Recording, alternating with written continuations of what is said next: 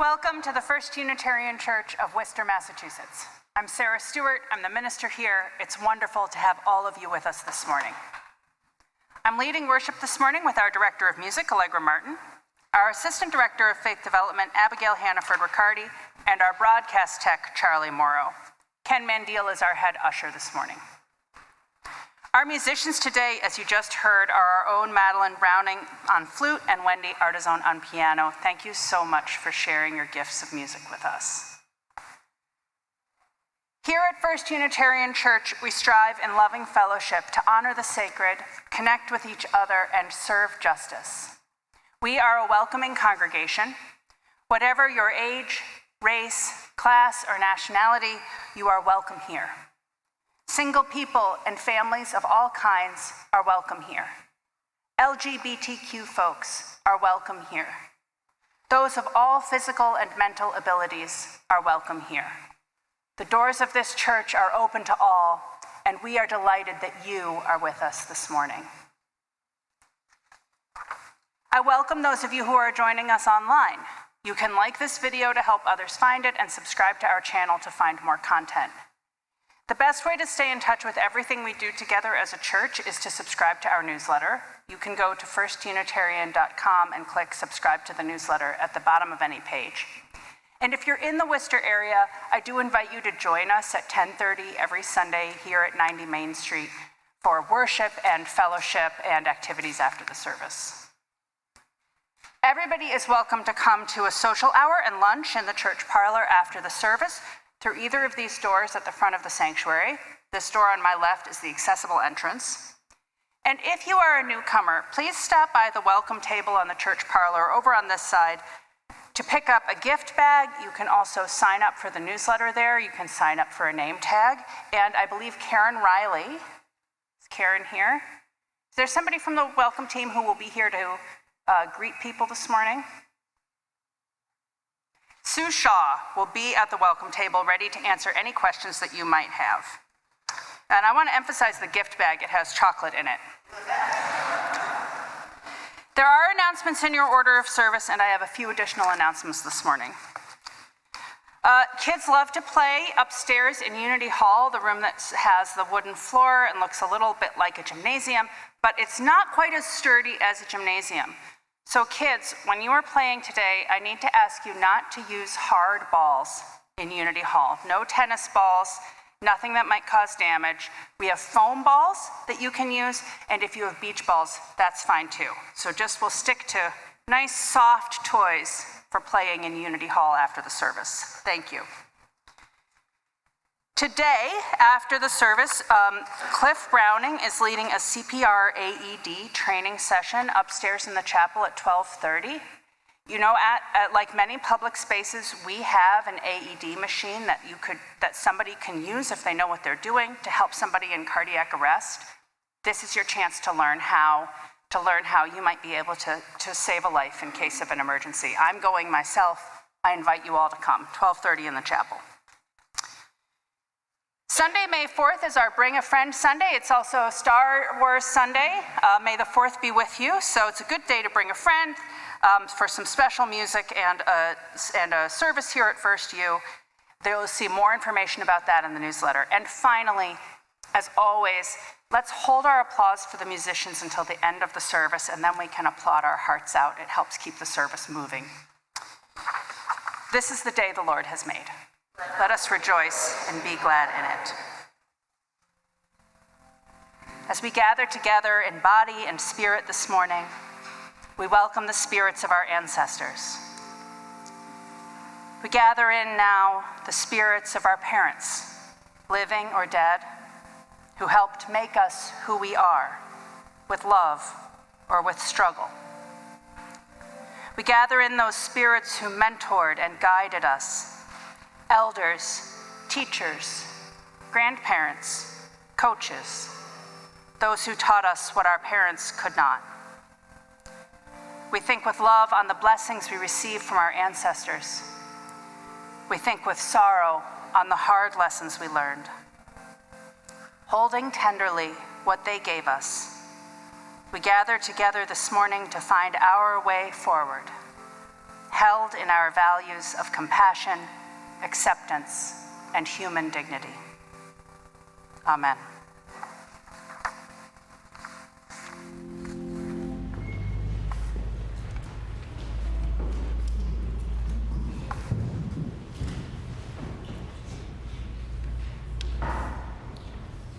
Sophia is lighting our chalice this morning.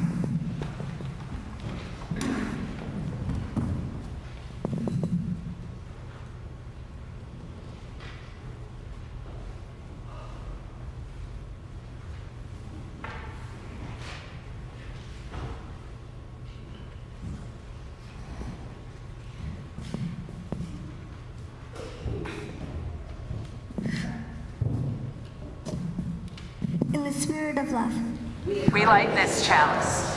Please rise in body or spirit to renew the covenant of this church with the words in your order of service and appearing on your screen. In the love of truth and in the spirit of Jesus, we unite for the worship of God and the service of all.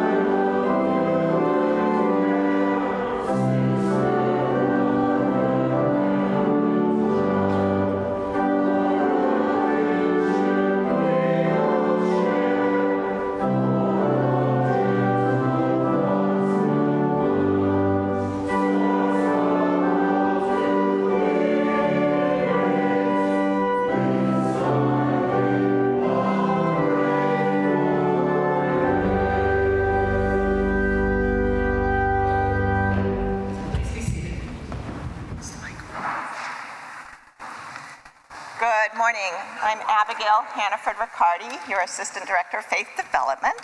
And I have a few things to tell you. First of all, our children's choir is rehearsing at 12:15 today, and our youth choir is rehearsing at 4 o'clock today. They're getting ready for next week's Music Sunday, and any members of the adult choir are welcome to join and support them in these rehearsals at 12:15 or 4 p.m. today. Number two, our YRU2 youth group is meeting from 12 to 1 today. Among other things, they're going to be assembling some Haitian flags for next week's service.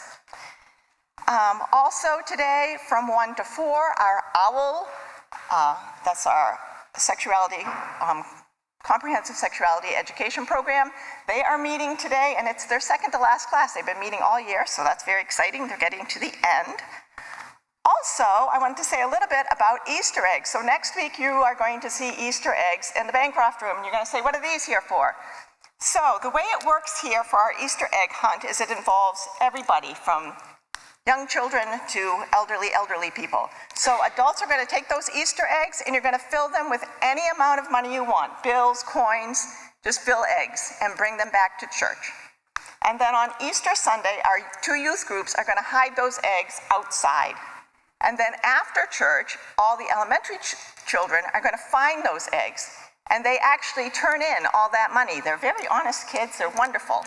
They turn in all that money, and it goes to a charity. So one of the things we're going to do today in our multi-age religious education program that we're having upstairs in a moment is they're going to be voting on what they want that money to go to, which charity, because the children choose it each year. Also today, we're going to be doing a service project during that group activity in honor of the International Transgender Day of Visibility, which happens every year on March 31st. And today's story relates to that. It is called My Shadow is Purple. Dad has a shadow that is as blue as a berry. My mom has a shadow that's as pink as a blossoming cherry. There's only those choices, a 2 or a 1. But mine is quite different. It is both and it's none. If theirs are straight, then mine is a circle. For my shadow is different. My shadow is purple. My shadow loves playing with all sorts of toys, things loved by girls, and things loved by boys.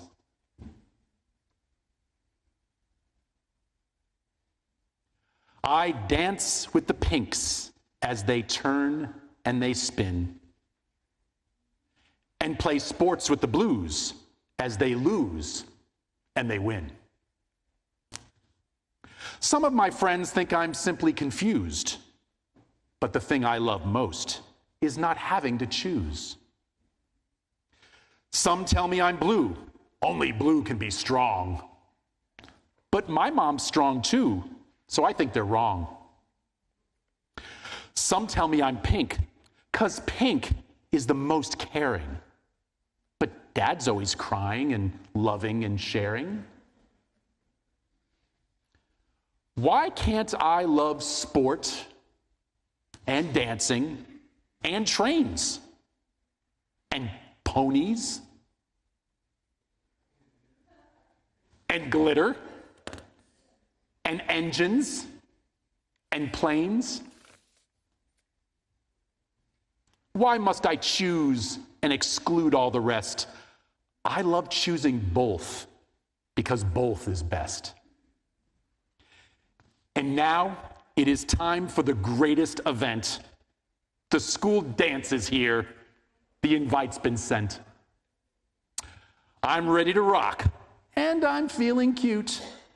My mom's made my skirt, and my dad made my suit.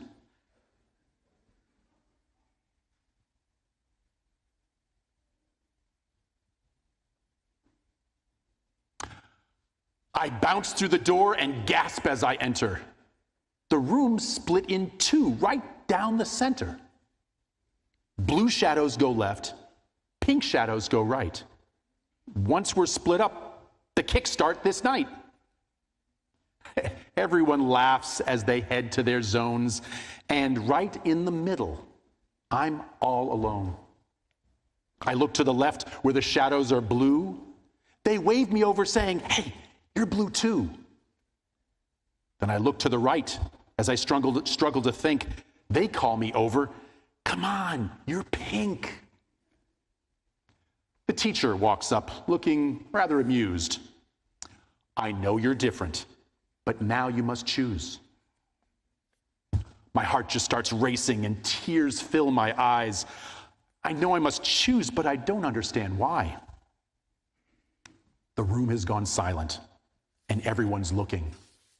My cheeks are so red, and they feel like they're cooking. If I cannot be purple, then I cannot stay. I'll leave and go home, I quietly say. I slowly start walking. My legs are like jello. A voice breaks the silence. My shadow is yellow. My eyes open wide. My shadow gawks. A child walks to the middle, looks up and talks. There's more than two colors our shadows can be. I was too scared before, but blue is not for me. I know from outside blue fits like a glove, but my shadow's yellow, which makes me feel like love. They turn with a smile and take hold of my hand. Who wants to join us? There's room here to stand. At first, no one moves. Then hands in the air. My shadow's as brown as a big grizzly bear. My shadow is red. Mine's silver. Mine's green. Mine's violet. Mine's orange. Mine's aquamarine. They all rush to join us, whatever the color, blue, pink, and purple, and shadows called other. I look at each shadow. No two are the same. On each happy face, there's no trace of shame. Each different and special and fully unique. No colors stronger, no colors weak. The teacher comes over as we're joined as one. Whatever your color, start dancing. Have fun.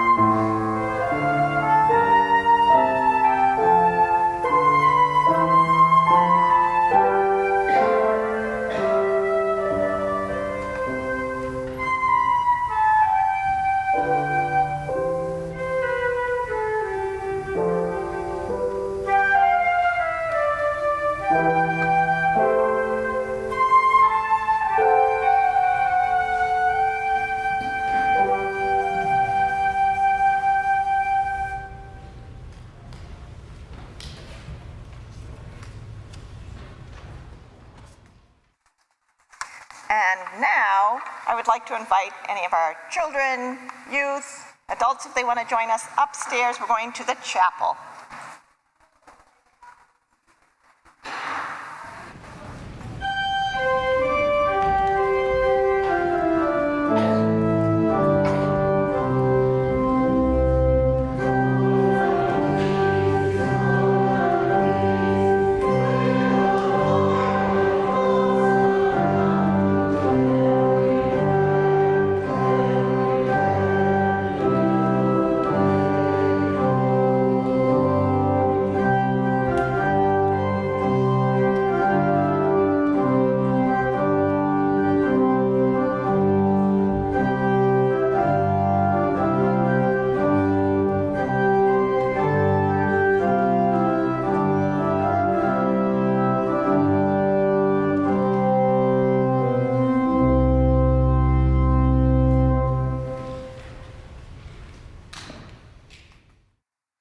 Join me in our responsive common prayer found at 464 in your gray hymnals and appearing on your screen.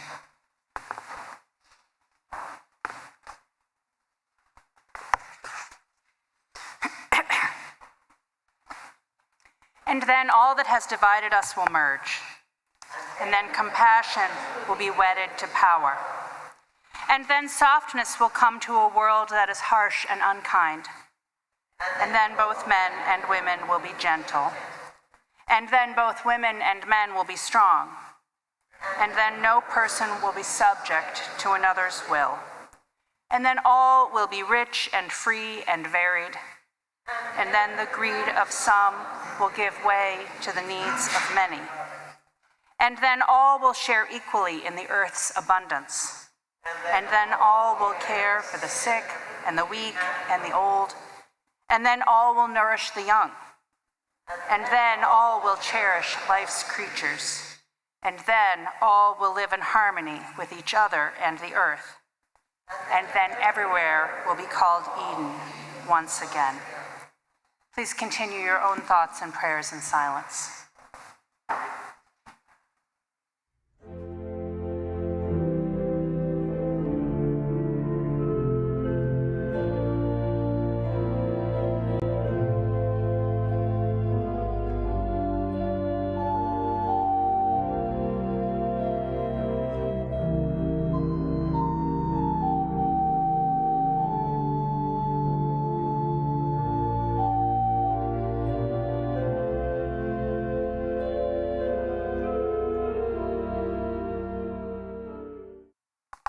In this time of prayer and meditation, we share the joys and sorrows of our church with one another. Bill Ruggiero lights a candle in memory of Kitty Dukakis, former First Lady of Massachusetts, who died at 88. May she rest in peace. And Allison Hopkins lights a candle to ask for healing prayers. She's having surgery on April 4th to have a feeding tube inserted. Please pray that she has 0 complications.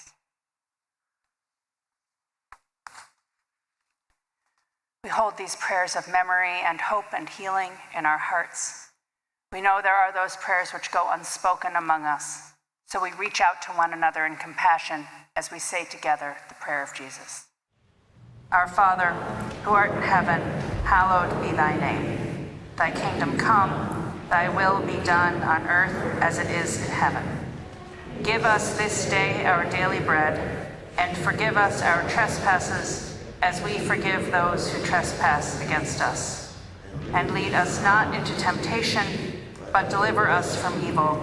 For thine is the kingdom, and the power, and the glory, forever and ever. Amen. Our ministries at First Unitarian Church thrive because of your support. One thing that your giving supports is our social media presence. Our Director of Faith Development, Samantha Namath, updates our Instagram and Facebook pages as part of her job. She shares our values and programs with the wider world. She makes graphics that share our programs. She makes graphics of quotes from my sermons. They share our values and they invite people to be part of our church community. And you can support this work by following First Unitarian Church on Facebook and Instagram, by liking and sharing our posts. Our social media presence is made possible thanks to your giving. The ushers will receive this morning's offering, or you may scan the QR code in the order of service, or which will appear on your screen. I invite your generous contributions for the good work of First Unitarian Church.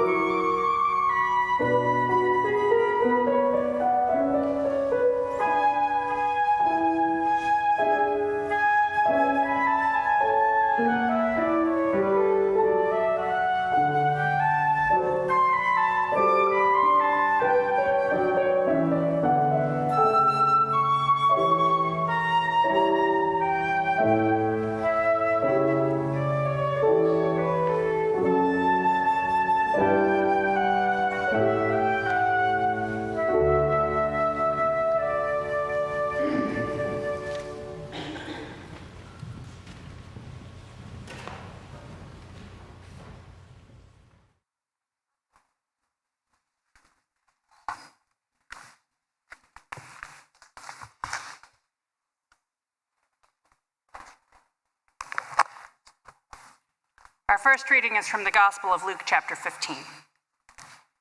Then Jesus said, "There was a man who had 2 sons. The younger of them said to his father, 'Father, give me the share of the property that will belong to me.' So he divided his property between them. A few days later, the younger son gathered all he had and traveled to a distant country, and there he squandered his property in dissolute living. When he had spent everything, a severe famine took place throughout that country, and he began to be in need. So he went and hired himself out to one of the citizens of that country, who sent him to his fields to feed the pigs. He would gladly have filled himself with the pods that the pigs were eating, and no one gave him anything. But when he came to himself, he said, "How many of my father's hired hands have bread enough and to spare? But here I am dying of hunger. I will get up and go to my father, and I will say to him, 'Father, I have sinned against heaven and before you. I am no longer worthy to be called your son. Treat me like one of your hired hands.' So he set off and went to his father. But while he was still far off, his father saw him and was filled with compassion. He ran and put his arms around him and kissed him. Then the son said to him, 'Father, I have sinned against heaven and before you. I am no longer worthy to be called your son.' But the father said to his slaves, 'Quickly, bring out a robe, the best one, and put it on him. Put a ring on his finger and sandals on his feet. And get the fatted calf and kill it, and let us eat and celebrate. For this son of mine was dead and is alive again. He was lost and is found.' And they began to celebrate. Now, his elder son was in the field. And when he came and approached the house, he heard the music and dancing. He called one of the slaves and asked what was going on. He replied, 'Your brother has come, and your father has killed the fatted calf because he got him back safe and sound.' Then he became angry and refused to go in. His father came out and began to plead with him. But he answered his father, 'Listen, for all these years I have been working like a slave for you, and I have never disobeyed your command. Yet you have never given me even a young goat so that I might celebrate with my friends. But when this son of yours came back, who has devoured your property with prostitutes, you killed the fatted calf for him.' Then the father said, 'Son, you are always with me, and all that is mine is yours. But we had to celebrate and rejoice, because this brother of yours was dead and has come to life. He was lost and has been found.'"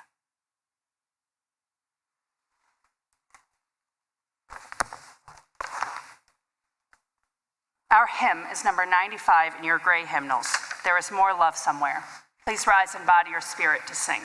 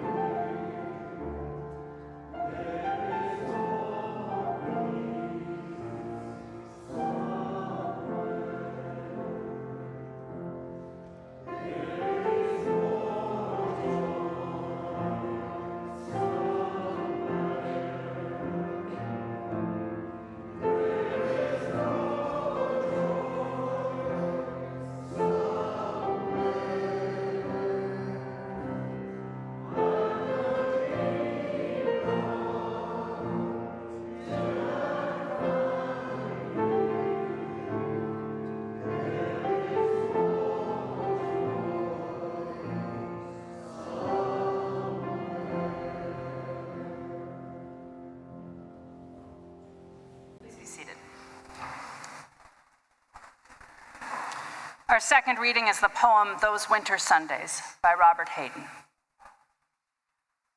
Sundays, too, my father got up early and put his clothes on in the blue-black cold. Then, with cracked hands that ached from labor in the weekday weather, made banked fires blaze. No one ever thanked him. I'd wake and hear the cold splintering, breaking. When the rooms were warm, he'd call, and slowly I would rise and dress, fearing the chronic angers of that house. Speaking indifferently to him, who had driven out the cold and polished my good shoes as well. What did I know? What did I know of love's austere and lonely offices?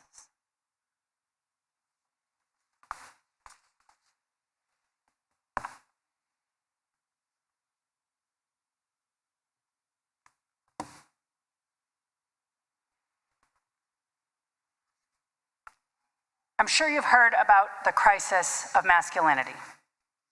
Men are lonely. They're more likely to die from despair, overdose, or suicide than either women or their forefathers. They were more likely to die from COVID and more likely to vote for Trump. Many young men struggle to see a future with a family or personal success, especially if they haven't gone to college. Perhaps this is why our story this morning, the story that Jesus tells about two brothers and their father, resonates just now, just as it did 2,000 years ago. This family could be a family today. A wealthy father has two sons, and one of them says, "Give me what's mine now, Dad, because I want to go live my own life." That wasn't as unusual then as it is now, and the father does that, gives his son his share of the inheritance, and the younger son goes away, instantly gets into trouble, spends all the money, becomes destitute, has one of the worst jobs, feeding the pigs. And he thinks to himself, I could go home and I could work for my dad as a servant, and it might be better than this. So he prepares a speech in his head, and he goes home to his father, and he starts the speech, and he can't even get past one sentence because his dad is so overjoyed to see him, welcomes him in, throws a party. But meanwhile, the older brother, who has been there all the time, doing his work, helping on the farm, doing what his father asked, he feels nothing but anger and resentment. He doesn't even hear about the party from his father. He has to be told by one of the enslaved people on the farm. He confronts his father angrily and says, "This son of yours has done nothing but cause you trouble, and you're throwing him a party? What have you ever done for me?" And the father says, "This brother of yours was lost and now is found. He has come home to us and we are whole." And the story ends there, somewhat unsatisfyingly, I would say. One thing I think this story calls us to do, one thing I think that unsatisfying ending is a sign for us to do with this story, is to approach it not with judgment for the story or the characters, but empathy for them and what they're experiencing. You might know this story as the story of the prodigal son, which puts all the focus on the younger son. In family systems, you might call him the identified patient in this family. But it wasn't called that in the original Greek. It wasn't called the prodigal son. It wasn't given that label until the Bible was translated into Latin. Jesus' listeners would have heard this story as the story of a man with two sons. They might have called it that. They might have called it the story of two brothers and their father. One thing that I notice about this story is that as a preacher, I can always preach on it because people have very strong feelings about this story and tend to identify very strongly with one character or another. So now I'm going to ask you, this is entirely voluntary and you can vote as many times as you want. Who here identifies with the younger brother? I see a few hands. Who identifies with the older brother? I see more hands there. Who identifies with the father? I have come more to identify with the father as a parent. Who identifies with the servants, who are called both servants and slaves in this story? I see a hand or two. And who, thank you all for voting. I think it's instructive to see who we identify with, but I have another question for you. Who is missing from this story? The mother. This is a story of two brothers and their father, a story of a man and his sons. I think we have to understand it as a story of grief and loss of the mother. Grief shared but unspoken. It is a story of despair and what you do when you hit bottom. It's a story of men without women who have feelings but can't say them out loud. Jesus told it as a story of a fractured family becoming more whole once again, placing it in the gospel along with other stories of lost things that are found. And I believe that wholeness is still what men are seeking today. Now, I didn't really plan it this way, but it turns out I'm preaching a sermon series on gender. So my sermon about trans and non-binary people from February 2nd is on our website, and you can read it there. And in 2 weeks after our Music Sunday, I'm going to be preaching a sermon on women. Today, this sermon focuses on men and boys, but I am aware that men and boys are not the only people in the world, and I know that everybody who presents with a masculine presentation does not identify as a man or a boy. Nonetheless, I think men deserve some attention because they do seem to be having a crisis. Men die earlier than women in America, and they are more likely to die from overdose, alcoholism, and suicide. Men are less likely to graduate from college. There's some confusion about what's been called a loneliness epidemic for men because both men and women report high levels of loneliness. About 15% of everybody says that they have no close friends. But men are less likely to have any close friend other than their spouse. They're less likely to say that they have a friend they would call close. And especially men who might have lost a spouse have a harder time making friends after that loss. And we also tend to think of these stories as these problems that men are facing as contemporary, but we can see them in the story too. So these problems of loneliness and despair have been going on for a long time. So take the younger son, for instance. As I said, we tend to hear his request for his inheritance as incredibly forward and rude, but that probably wasn't the case at the time. It was well understood that families would pass on their wealth to their offspring, and it was okay to ask for that before. You didn't have to wait for your parent to die to ask for your share. It might be like if your parents had saved some money for you to start your life and you get to that point a little earlier than they had expected. And you say, hey, could I have that money? I'm ready to start my life now. But I think we can't look at it only positively here because I have to ask myself why the son goes so far away with his inheritance, why he takes it and runs. It seems to me he's escaping some grief, maybe the loss of the mother who's not in the story. Maybe he can't live with his father and his brother anymore, and he has to go on his way. And I also try to avoid seeing him with too much judgment because it's easy to hear that he spent all his money on prostitutes and dissolute living and blame him for that. To think, well, you just took your money and had too much fun. You were like the grasshopper in the story. You didn't put any effort in, and now you're in trouble, your fault. But I think we get more out of the story if we avoid that kind of judgment, because if you have yourself, or if you have known anybody who has spent all of their money on dissolute living, they are not having a good time. That is not a pathway for happiness and joy. Dissolute living followed by abject poverty. That's misery. And if we think about what that might look like today, that's hitting bottom. That might be having spent your money on addiction of one kind or another. It might be having gotten sucked into the world of online sports gambling and not having anything left. It might be not being able to succeed in college and not being able to tell your parents about it. From the outside, it might look like you wasted your money, but from the inside, that is an experience of misery.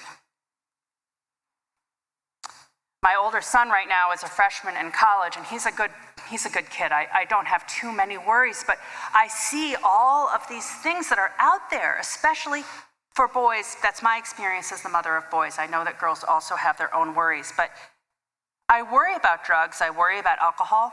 I worry about pornography. I worry about online gambling. Boys and young men have a 10% addiction to online gambling compared to 3% for the population as a whole. That's what we need to think of when we think of dissolute living.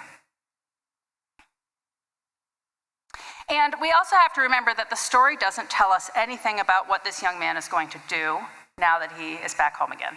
There is no repentance in this story, and there is no forgiveness. There is no future. It ends with the older son and the father outside the party, the end. So the story asks us to suspend our judgment. We don't know what change is coming. We don't know what the future holds. It asks us to stand with the father and look at the younger son with acceptance and love. Okay, but what about the older son? Now, did you hear the change in my voice when I read that story? You get to the older son's lines and the anger is right there. There is no other way around it. When you hear him speak, you hear his anger and resentment, a little bit of a whine. But isn't he right? He did everything right, and he still can't get ahead, and it still seems to him that his father doesn't love him. Today, he might be a young man who is drowning in student loan debt, who feels that he has done everything right and still can't get a job that allows him to save for a down payment on a house. He might be a young man who's trying to date, who is maybe in the world of online dating, which I have never done, but I understand it's not a great world. Who wants to be a good partner and eventually a husband and maybe a father and is having trouble getting there. He says, I did everything right, why can't I get ahead? Now in the story, despite being older, this son is not very grown up. He can't ask his father for what he wants or needs. He can't embrace his freedom or maturity. He's stuck in an understanding of masculinity that no longer works. He holds in his mind an image of what it means to be a good man. He might think, I'm a hard worker, I'm respectful, I'm loyal, I'm modest, I don't ask for things even when I want them. But his understanding of being a good man, it doesn't include grace for his younger brother. It doesn't include grace or acceptance for his own unspoken needs. Like the older brother, young men today need new pathways for defining their futures as good men.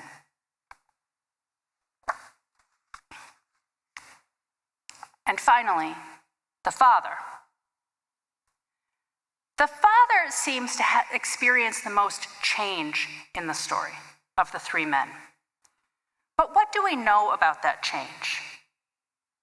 On the one hand, here's a dad who willingly gave his share of the inheritance to his younger son, and then has worked alongside the older son for what we must assume is some years in the story. Seems like a good guy. But on the other hand, the minute the younger son could get away from that house, he did. And the older son doesn't feel loved or cherished. The sons can't ask for the love that they need, but the father hasn't been able to show it to them either. The father has gone through some kind of change, unspoken in the story, that allows him to run out down the path and greet his younger son when he comes home. It is that gesture that offers the most hope in this story. The Father sees a way forward, and it is the way of acceptance instead of judgment. So what if we move with him and look at these men and struggling men today with acceptance too? So that we see the younger son's despair and his search for relief with compassion. And we see the older son's loneliness and anger with understanding. And we see the father's open arms as strength and not weakness.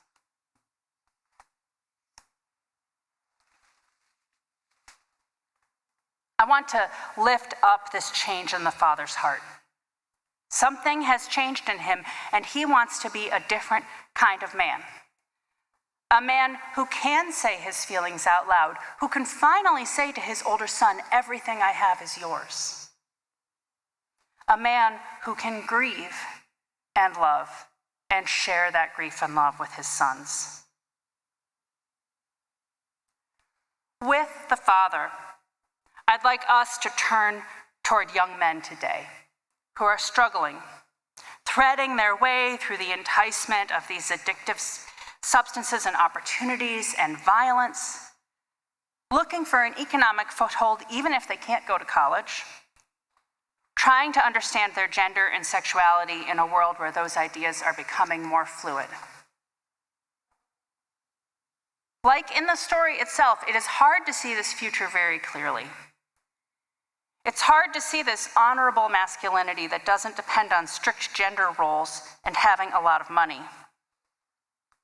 Yet, I look out at you, and I see grown-ups who have found a way through this thicket, who have found a way to be men and women and non-binary people who can escape these strict gender roles and share that love and acceptance with one another. I think you have love and acceptance to share with the young men in your lives. And I'm speaking especially to the men here. Yes, I'm speaking to everybody, to women and non-binary folks as well, but we know that young men are looking for male mentors. And we know that people like Joe Rogan and Jordan Peterson and even President Trump himself are eager to step into that role. Young men find them on Twitch streams and on podcasts. The love and acceptance that you give young men matters because you can be mentors grounded in the values of human dignity, tolerance, and pluralism that they don't necessarily find online. Like I said, I'm the mother of 2 boys myself. And a thing that happens a lot is that people say, oh, you have boys, so different from girls. And sometimes they mean that sympathetically, like, boys are so hard, you have your hands full. And sometimes they mean that like, oh, girls are so hard, you're lucky you escaped that. But my response is always the same. I say, you know, my 2 boys are so definitely boys, and they're so different from each other.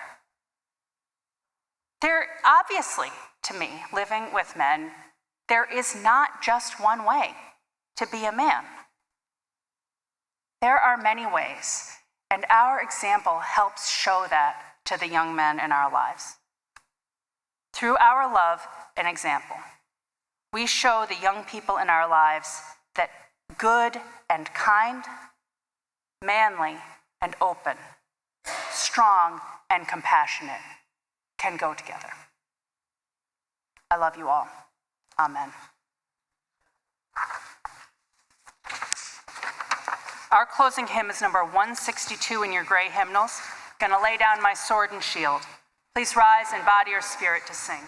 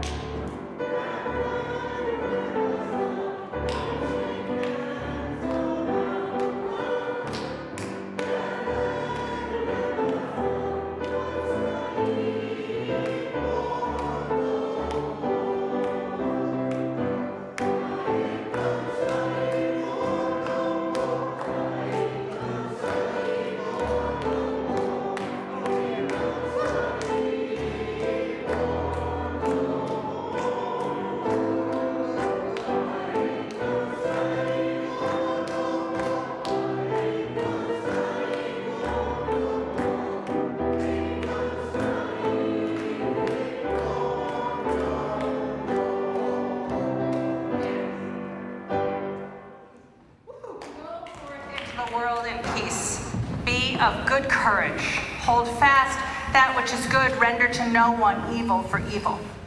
Strengthen the faint-hearted, support the weak, help the afflicted, honor everyone.